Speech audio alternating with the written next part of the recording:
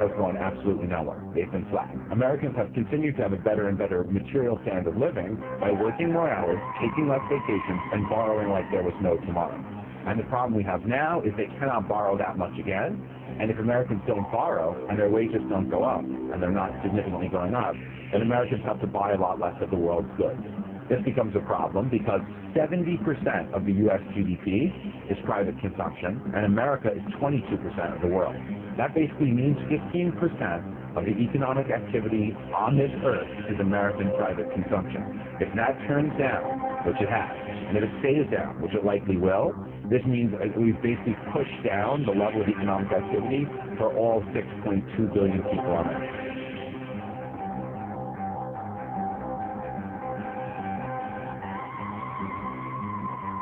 Those who cannot remember the past are condemned to repeat it.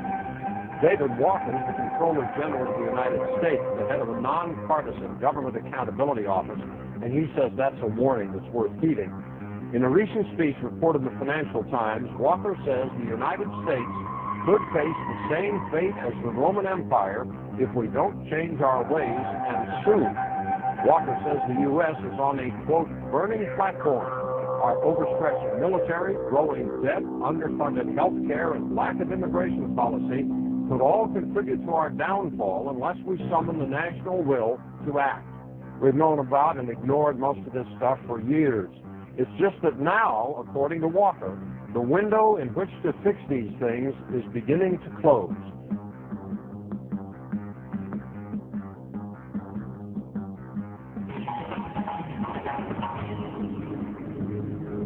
The future will be a total disaster with the collapse of our capitalistic system as we know it today, wars, massive government debt default, and the impoverishment of large segments of Western society. That's according to our guest today, Mark Faber. He's the editor of the Gloom, Boom, and Doom Report. So there's the gloom and the doom. Yes. Mark, what are you so concerned about? Government debt is rising everywhere. We have stimulus packages. We have central banks that basically will print money not just here in the United States. They have no other option than to keep the system going.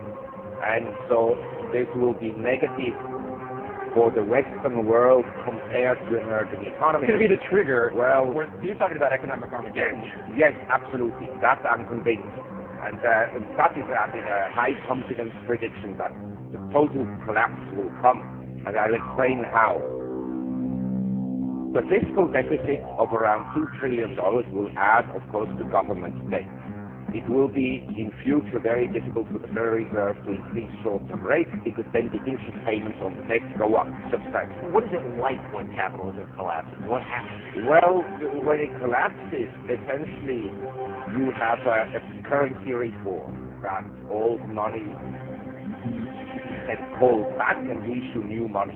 Dollars. So we get new dollars. Yeah, probably have some. When? Well, I think for the next crisis, which may happen in 3 years or in 5 years or in 10 years. But one thing I want to stress, this crisis, nothing has been solved. That should be clear. The private sector, which is trying to deleverage, is upset by the government that is leveraging up. In other words, you don't reduce debt, you just essentially pile up on more debt, even more debt. And the problems haven't resolved, but they've been postponed.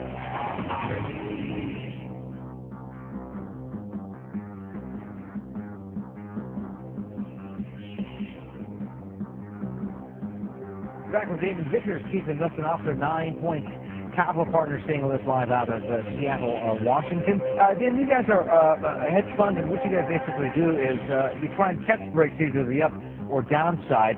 Apparently with oil, also with gold, you've done the timing pretty right. Currencies look weaker, all for the reasons that we talked about before. I mean, you've got huge wage disparities.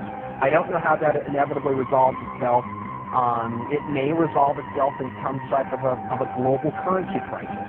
And then if the global currency crisis unfolds, then inevitably we get, I guess, an alignment under a global world government, a new global currency, and a new world order. So we may be moving towards that. Talk to us a little bit more about this currency crisis you see erupting. What does that assume about what's going to happen to the dollar? Well, it assumes that the dollar will utterly get destroyed. and become virtually worthless. You know, we have